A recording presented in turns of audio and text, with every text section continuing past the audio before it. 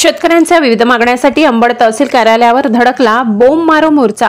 हातात आसूड घेऊन शेतकरी पोहोचले तहसील कार्यालयात। जालना जिल्ह्यातील अंबड तालुक्यात सतत होणाऱ्या अतिवृष्टीमुळे शेती पिकांचे अतोनात नुकसान झाले, तरी अंबड तालुक्यातील शेतकऱ्यांना सरसकट शासन स्तरावरून मदत मिळावी व शेतकऱ्यांच्या विविध मागण्यांसाठी अंबड तहसील कार्यालयावर बोंब मारो मोर्चा निघणार आहे। या मोर्चाला सर्वांनी सहभागी व्हावे असे आवाहन शेतकरी सकल शेतकरी अंबड तालुक्याच्या वतीने शरद सोडुंके यांनी केले।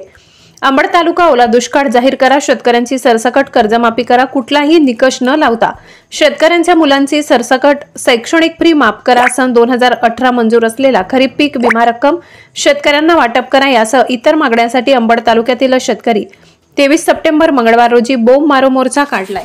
ओला दुष्काळ जाहीर करण्यासाठी अंबड तालुक्यातील सर्व शेतकरी बांधव या ठिकाणी जमलेले आहेत। शासनाला आम्ही निवेदन देताना 4 प्रामुख्याने गोष्टीच्या मागण्या करत आहोत। ओला दुष्काळ जाहीर करा, शेतकऱ्यांची सरसकट कर्जमाफी करा, कुठलाही निकष न लावता शेतकऱ्यांच्या मुलांची शैक्षणिक फी सर्व माफ करा।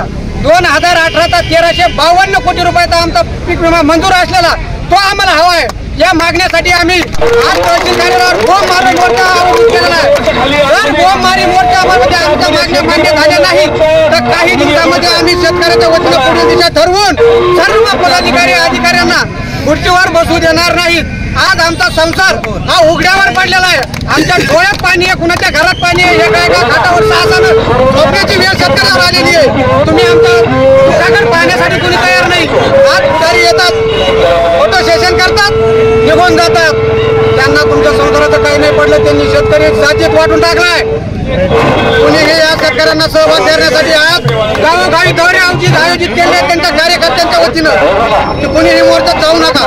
मला काय फोन आले 2018 चा पीक विमा हा विषय तुमच्या निवेदनातून काढून टाका, कारण की सुप्रीम कोर्टाचा विषय ज्या ठिकाणी केंद्राने आणि राज्याने राज्याच्या वाटेची रक्कम एक विमा कंपनीला अदा केलेली आहे। माननीय उच्च न्यायालय खंडपीठ संभाजीनगर यांचा आदेश असल्याची एक लोकमत मीडिया प्रेस मीडियाला बातमी लागली होती। 2019 मध्ये 6 आठवड्यामध्ये व्याजासहित विम्याची रक्कम शेतकऱ्याच्या खात्यावर जमा करा।